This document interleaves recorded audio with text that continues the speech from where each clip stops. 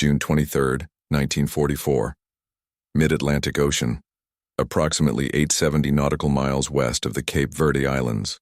Commander Uno Camillo stood in the cramped control room of I-52, a massive Japanese cargo submarine carrying 2 tons of gold, 120 tons of tin, and precious war materials bound for German-occupied France. Through his periscope, he watched the German U-530 slip away into the darkness after transferring radar equipment and 2 technicians. The rendezvous had gone smoothly. Soon his submarine would surface for the night run toward Europe, moving at 15 knots under starless skies. Everything seemed perfect. Within 3 hours, Commander Camillo and his 94 crewmen would be dead, victims of a technology they didn't know existed. The sounds of their submarine breaking apart would be recorded on wire spools by American aircraft circling overhead, listening through devices floating on the ocean surface.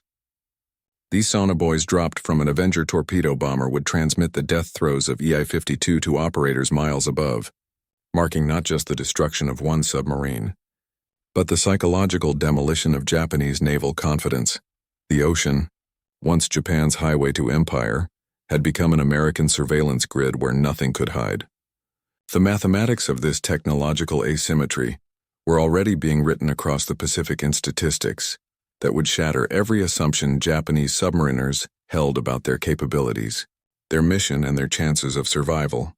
Between 1941 and 1945, American submarines would sink 314 Japanese ships totaling 5.3 million tons, accounting for 56% of all Japanese merchant losses. Japanese submarines, despite their technical sophistication and impressive size, would sink merely 184 Allied ships totaling 1 million tons. The disparity wasn't just numerical. It represented a fundamental difference in how 2 nations approached undersea warfare, industrial production, and technological innovation. While Japan built the world's largest submarines capable of carrying aircraft and circumnavigating the globe, America built sonar systems that could hear them coming from miles away.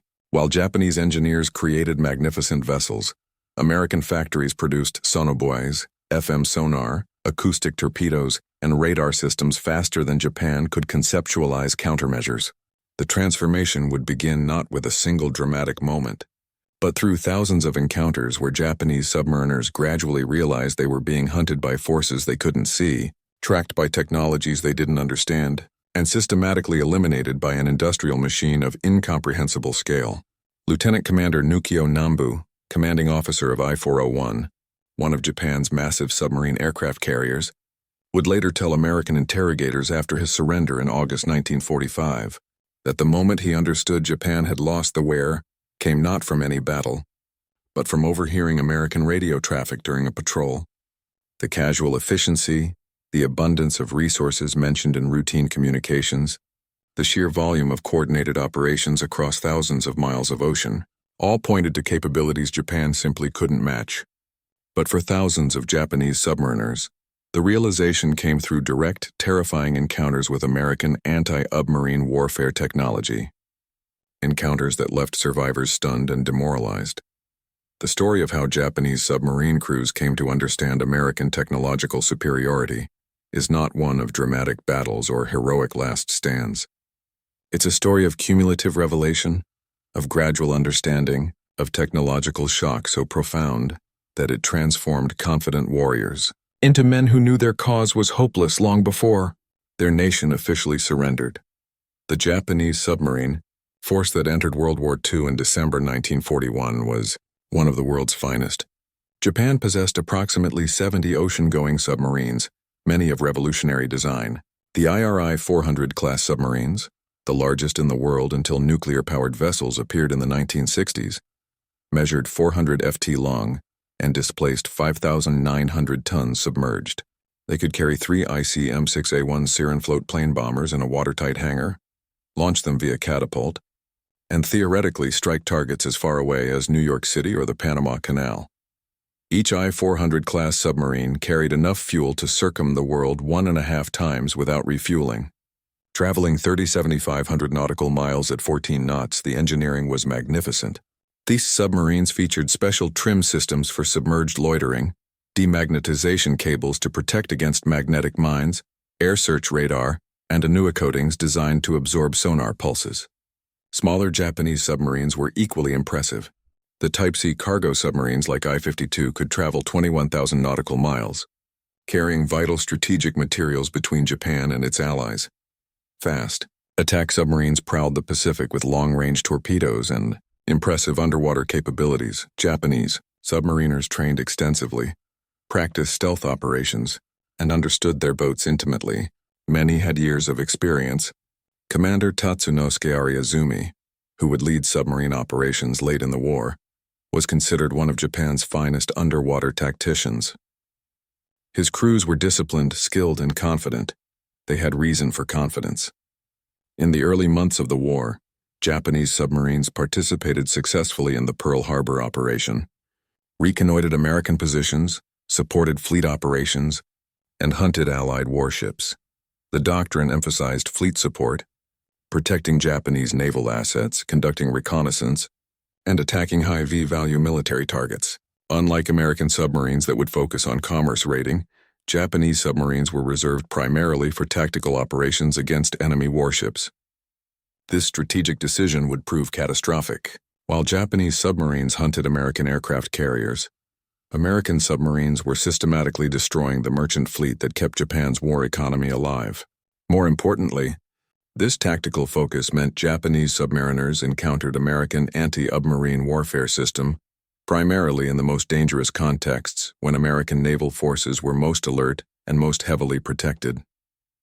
The first encounters with Sonobo occurred in 1944 after American industry had perfected the technology.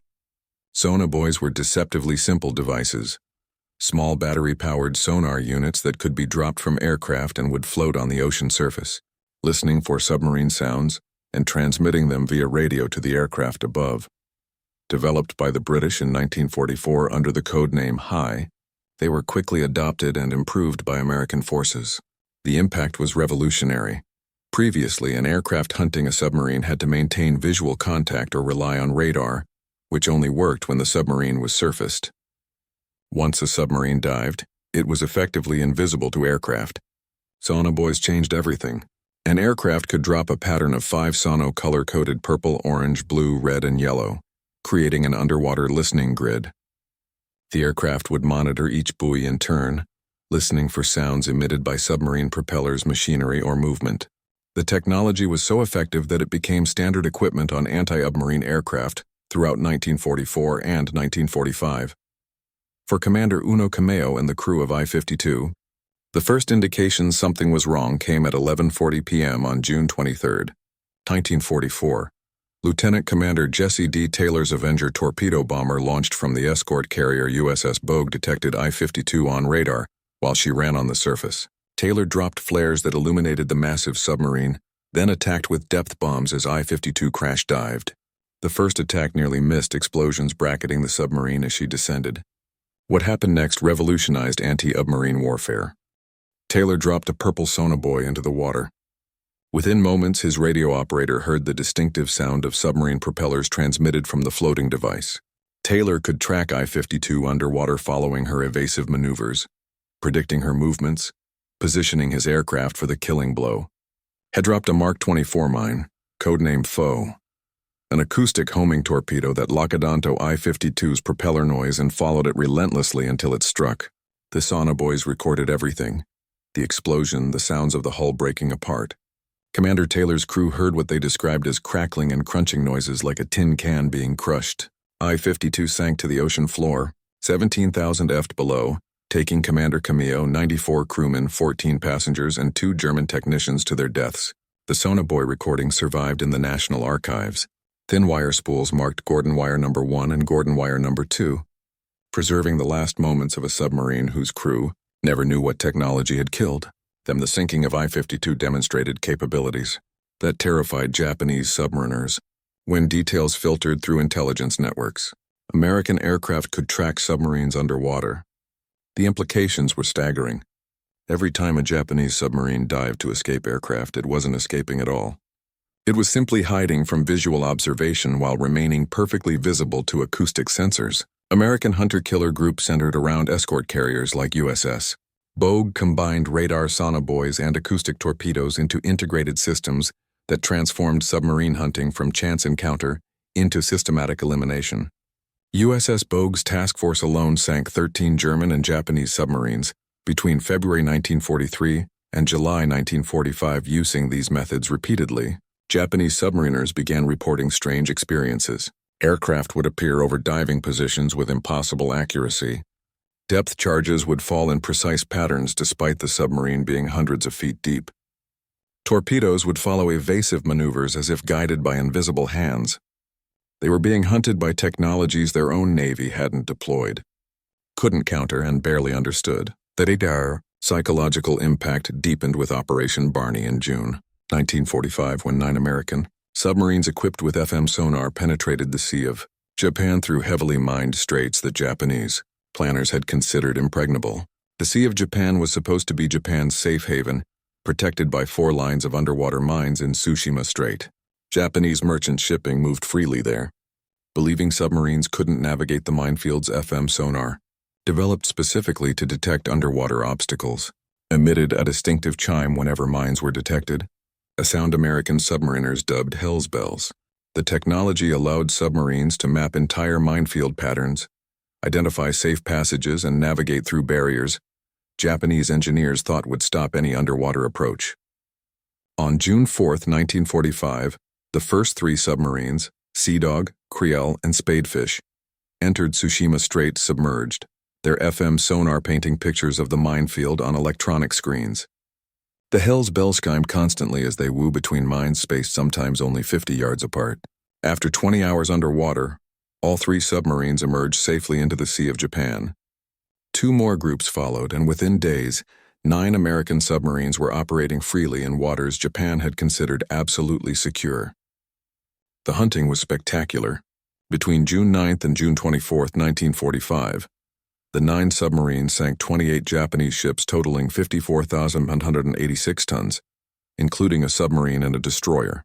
They operated with impunity, surfacing at night to charge batteries, submerging during day to attack shipping that believed itself safe from undersea threat. Japanese Naval Command was stunned. Intelligence reports began flowing in describing submarine attacks inside the Sea of Japan. Survivors reported American submarines operating freely, attacking at will, escaping without difficulty. The psychological blow was immense. If American submarines could penetrate the most heavily defended waters, if they possessed technology that could navigate through minefields that had taken years to lay, then nowhere was safe. The ocean itself had become enemy territory. Japanese submarine commanders operating in these waters understood the implications immediately. They were being hunted by forces possessing technological capabilities Japan couldn't match. Every patrol became an exercise in survival rather than combat effectiveness. The technological gap extended far beyond sonar. American submarines possessed radar sets that could detect surface contacts at ranges exceeding 20 miles in good conditions. Japanese submarines didn't receive radar until June 1944, and even then only in limited quantities with performance inferior to American systems. This meant American submarines could detect Japanese vessels long before they were detected in return, could track targets from beyond visual range, could position themselves for attacks with information advantages Japanese commanders couldn't counter. American submarines also benefited from ultra-intelligence, the code-breaking operation that decrypted Japanese naval communications. American forces knew Japanese submarine schedules, patrol areas, supply routes, and operational plans, often before Japanese submarines received their orders. Combined with radar and sonar superiority, this meant Japanese submarines were operating in an ocean where the enemy knew where they were going, and what technology could track them getting there. Lieutenant Commander Nukio Nambu, commanding I-401, later described the feeling to American interrogators as being constantly watched, constantly tracked, never safe, even when submerged in empty ocean. The paranoia wasn't unjustified. It was accurate assessment of reality. The industrial disparity manifested in ways that shocked Japanese submariners who survived to see American facilities after surrender, while Japan struggled to maintain 70 operational submarines throughout the war. America built 314 submarines between 1941 and 1945, replacing losses faster than combat could inflict them. American shipyards were producing submarines at rates Japanese planners considered impossible. Mare Island Naval Shipyard in California, Electric Boat Company in Connecticut, Port South Naval Shipyard in New Hampshire, and other facilities operated around the clock, launching fleet submarines at intervals Japanese yards couldn't approach.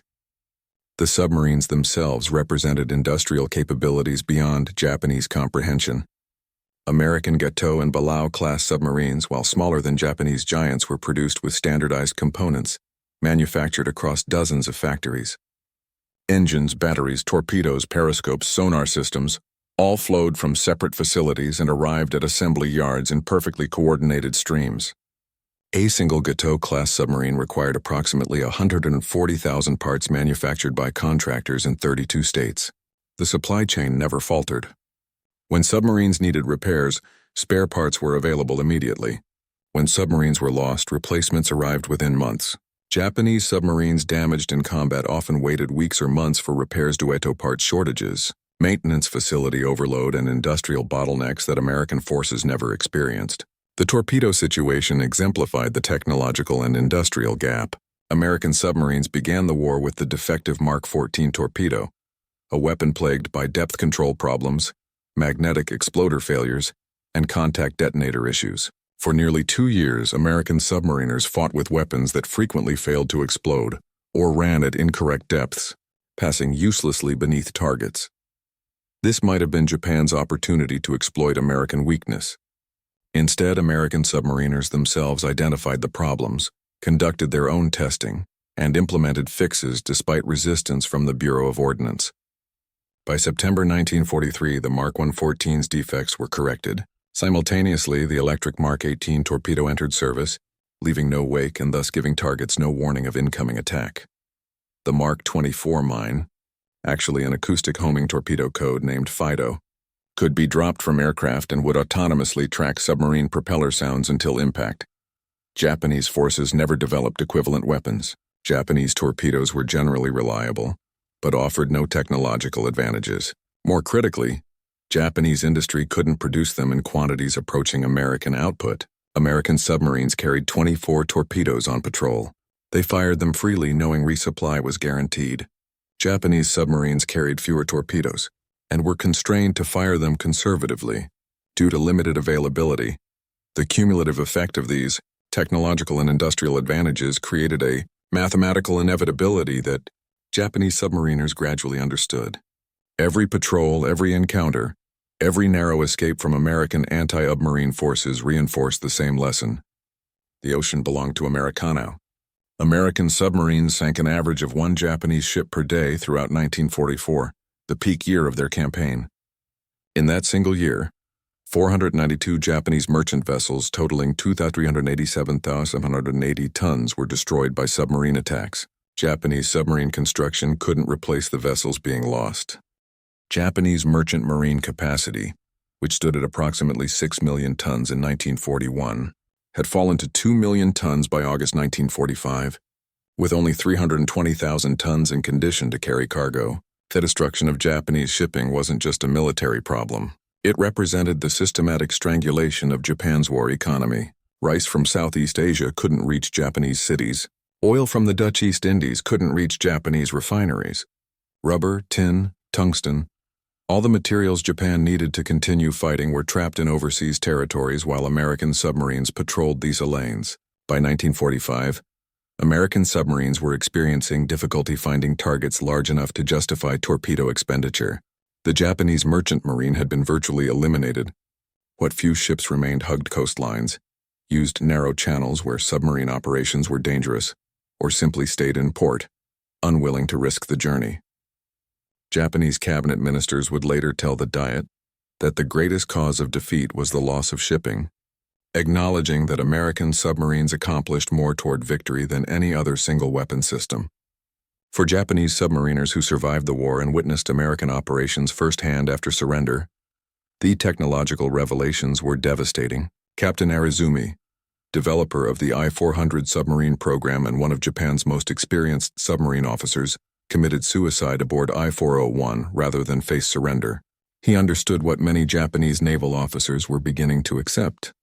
Japan had challenged an industrial power whose technological capabilities exceeded anything Japanese planners had anticipated. When I-401 and I-40 The massive submarine aircraft carriers surrendered in August 1945. American sailors who boarded them were astounded by their size. These submarines were longer than American destroyers, displaced more tonnage than anything in the American submarine fleet, and possessed capabilities that seemed futuristic. Yet they had accomplished nothing operationally. Neither submarine fired a shot in anger. The planned attack on Ulithi Atoll was canceled when hostilities ended. The planned strike on the Panama Canal never occurred. These magnificent vessels representing thousands of hours of engineering work and scarce industrial resources contributed nothing to Japan's war effort precisely because American technological superiority made their missions impossible. They couldn't reach their targets undetected. They couldn't operate safely in American-controlled waters. They couldn't survive the hunter-killer groups, the Sun Buoys, the radar, the acoustic torpedoes, the systematic anti-submarine warfare systems that American forces had perfected. American examination of captured Japanese submarines revealed both impressive engineering and critical weaknesses. The hulls were not as strong as German or American designs, limiting safe diving depth. The submarines were easy to detect on sonar, their large size and construction creating acoustic signatures that American sonar operators could identify from miles away. They lacked radar until very late in the war. They had no equivalent to American FM sonar for mine detection. Their anti-aircraft defenses were inadequate against American aircraft that hunted them with increasing effectiveness. Most critically, Japanese submarines lacked the integrated fire control systems that made American submarines so deadly. American submarines used target data computer systems that automatically calculated firing solutions, accounting for target course, speed, range, and torpedo characteristics. Japanese submarines relied on manual calculations that took longer, were more error-prone, and put submarines at greater risk during attack approaches. The technological gap wasn't subtle. It was profound and pervasive, affecting every aspect of submarine operations. The human cost of this technological inferiority was staggering. Japan lost 130 submarines during the war, representing approximately twice the percentage loss rate of American submarines. Of the 70 submarines Japan possessed in December 1941, plus those built during the war, most were destroyed by American anti-submarine forces using the very technologies Japanese submariners had come to fear: sonar, radar, aerial attack, depth charges, and systematic hunter-killer operations. Approximately 10,000 Japanese submariners died during the war, a casualty rate exceeding 70%. Submarine service, initially considered prestigious and honorable, became recognized as a death sentence by war's end. Young men assigned to submarine duty understood they likely wouldn't survive. Families mourned sons departing for submarine training, knowing the statistical odds. The Japanese submarine force, which had entered the war with confidence and pride, ended the war as a broken arm of a defeated navy, its survivors demoralized and its capabilities nullified by technological inferiority. The psychological transformation of Japanese submariners mirrored the experience of German PSWs in America, but followed a different path. Where German prisoners witnessed American abundance and prosperity directly, Japanese submariners experienced American technological superiority through lethal encounters at sea. Both groups reached the same conclusion through different evidence. Japan and Germany had challenged nations whose industrial and technological capabilities exceeded anything Axis powers could match. For Japanese submariners who surrendered in August 1945, the evidence of American superiority was overwhelming and undeniable. They were brought aboard American submarines and shown technology they had never seen. They toured American naval facilities and witnessed production capabilities that explained why American forces never seemed to run short of anything. They saw the Sonar Buoys that had hunted their comrades. They examined the FM sonar that had allowed American submarines to penetrate minefields. They studied the radar systems that gave American submarines eyes beyond visual range. They handled the acoustic torpedoes that had destroyed so many Japanese submarines. Lieutenant Commander Nambu, taken aboard USS Segundo after surrendering Ayat 401, was given a tour of the American submarine by Lieutenant Commander Stephen L. Johnson. Nambu examined Segundo's radar, her sonar systems, her fire control computer, her torpedo loading mechanisms. Everything was more advanced than equivalent Japanese systems. More importantly, everything worked reliably. Equipment didn't break down. Systems functioned as designed. American submariners operated their boat with casual confidence that came from knowing their technology was superior, and their support was guaranteed. Johnson's crew had survived 9 war patrols, sunk Japanese vessels, evaded enemy anti-submarine forces, and expected to survive the war. Japanese submariners had no equivalent confidence. They operated knowing American technology could find them, track them, kill them. The psychological burden was immense. Nambu later told interrogators that the moment he understood Japan had lost wasn't when he heard of Hiroshima or Nagasaki, but months earlier when he monitored American radio traffic and heard the casual efficiency with which American forces coordinated operations across thousands of miles of ocean. The sheer scale of American operations, the abundance of resources mentioned in routine communications, the technological sophistication implied in everyday procedures, all pointed to capabilities Japan simply couldn't match. The evidence continued to accumulate during the months after surrender. Japanese submariners were brought to American bases in Japan to Kasebo, where captured submarines were studied to Tokyo Bay, where surrender ceremonies occurred with American submarines prominently displayed. Vice Admiral Charles A. Lockwood, commander of Submarine Force Pacific, made a point of having his flag hoisted aboard the 400 I-41 during the surrender ceremony on September 2, 1945, aboard USS Missouri. The symbolism was clear.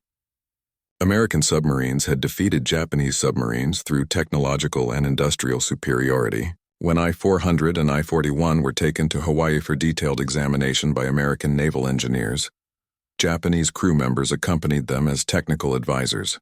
They watched American engineers disassemble their boats methodically, photographing every component, measuring every dimension, documenting every system.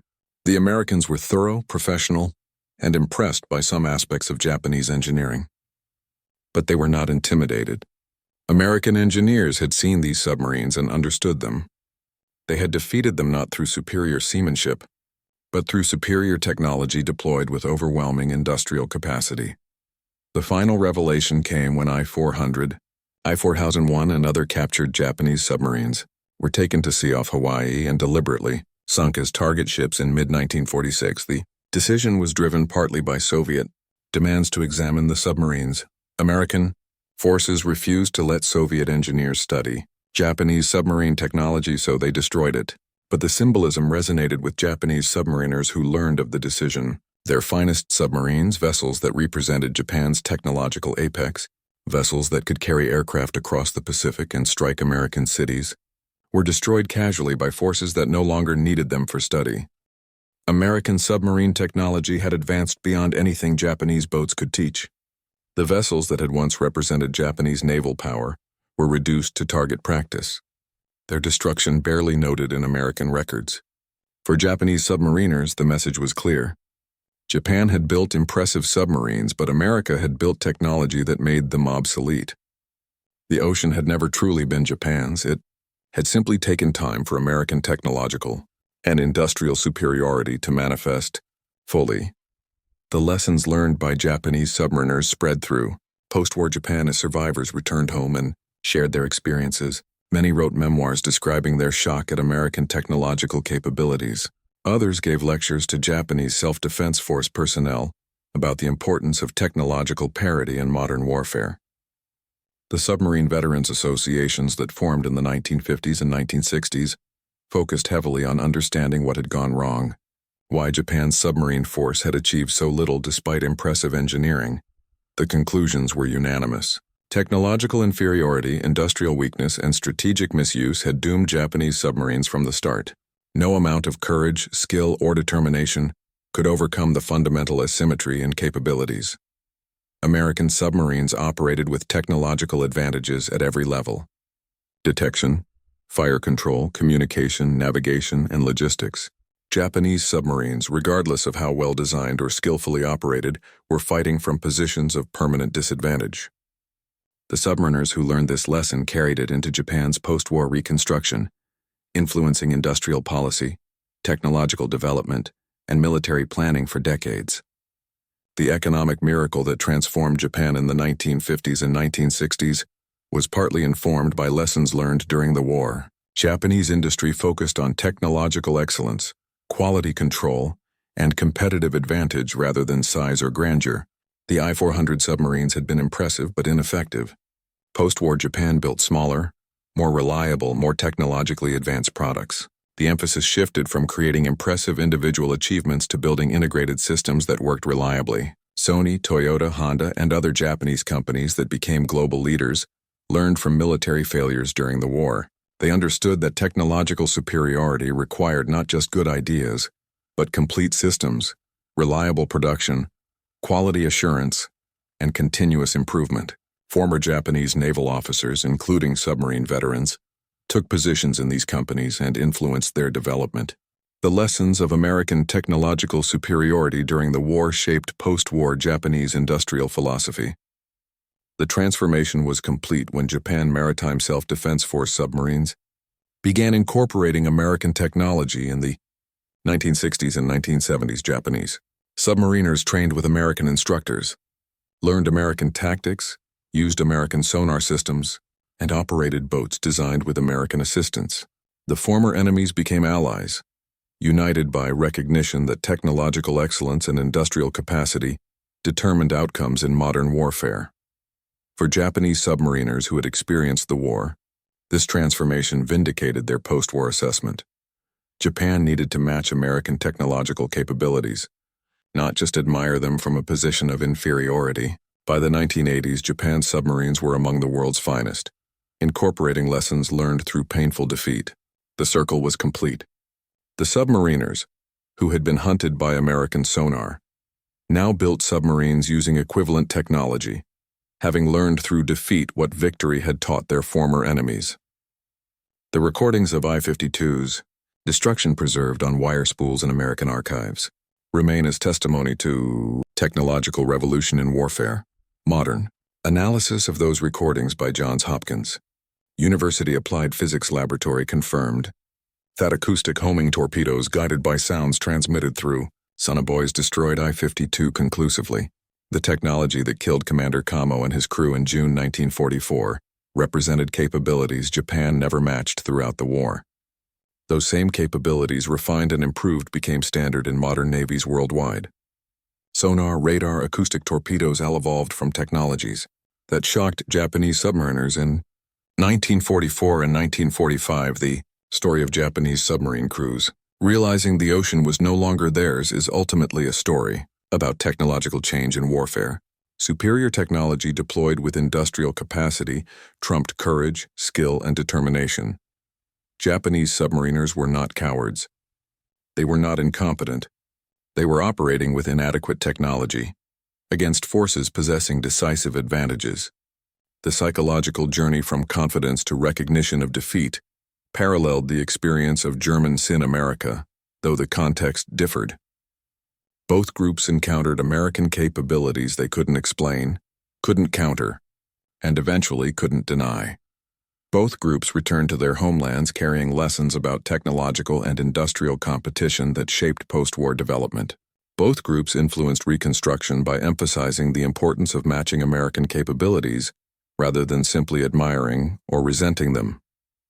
The ocean that Japanese submariners once prowled with confidence became an American domain through technology and industry. Buoys floating on the surface transmitted sounds from below. Radar swept the horizon beyond visual range. Acoustic torpedoes hunted submarines autonomously. Hunter-killer groups coordinated aircraft and surface vessels into integrated systems that eliminated submarines systematically. The transformation was complete by mid-1945, leaving Japanese submarines with nowhere to hide, no safe harbor, no hope of survival. When the 9 American submarines of Operation Barney emerged from the Sea of Japan through La Perouse Strait in late June 1945, having sunk 28 Japanese ships in supposedly impregnable waters, the psychological defeat of Japanese naval forces was complete. If American submarines could penetrate the most heavily defended waters using technology to navigate through minefields, then Japanese naval supremacy was finished. The ocean belonged to those who controlled the technology. Japanese submariners understood this lesson viscerally. They had been hunted, tracked, and killed by technologies they couldn't see and couldn't counter. Those who survived carried the knowledge that Japan's defeat was inevitable, once American industrial and technological superiority manifested fully. The ocean was never truly Japan's. It had only taken time for reality to assert itself. American sonar buoys, radar systems, acoustic torpedoes, and industrial capacity had transformed submarine warfare. Japanese submariners, regardless of their skill or courage, were operating in an environment where the enemy possessed decisive technological advantages. The realization came gradually through accumulated encounters, close escapes, and reports from other submarines. By 1945, it was universal among survivors. The ocean was no longer theirs. It belonged to the nation that built the technology to control it. America had won the undersea war not through superior seamanship, but through superior science, engineering, and industrial capacity. The legacy endures in modern naval warfare. Sonar remains fundamental to submarine operations. Acoustic torpedoes are standard weapons. Sonar buoys, vastly improved from 1944 versions, patrol oceans worldwide, dropped from aircraft and ships. The technological revolution that shocked Japanese submariners in 1944 continues evolving with modern submarines using capabilities that would astound both American and Japanese forces from World War II. But the fundamental lesson remains unchanged. Technological superiority backed by industrial capacity determines outcomes in modern warfare. Japanese submariners learned this lesson through defeat. They carried it into post-war reconstruction. They influenced Japanese industrial development and military planning for generations. The submarines that once represented Japanese naval power now rest as museum pieces or lie on ocean floors. Monuments to engineering skill rendered obsolete by superior technology. The crews who operated them learned lessons that shaped nations. Lessons about the importance of technological competition in determining which nations prosper and which fail. The story of Japanese submarine crews intercepting American sonar buoys and realizing the ocean was no longer theirs stands as testament to technological change in warfare. From confidence to cognition of defeat, from presumed superiority to acknowledgement of inferiority, the journey transformed not just individuals but influenced nations. The ocean changed hands, not through surface battles, but through invisible technologies floating on waves, listening beneath them, transmitting data to forces that hunted with scientific precision. Commander Uno Kameo and the thousands of Japanese submariners who died during the war were defeated by an industrial and technological system they couldn't comprehend until too late. Those who survived carried knowledge that shaped post-war Japan and influenced global naval development for decades. The ocean belonged to those who controlled the technology to master it. That lesson, learned painfully by Japanese submariners between 1941 and 1945, remains relevant in modern naval warfare and technological competition today.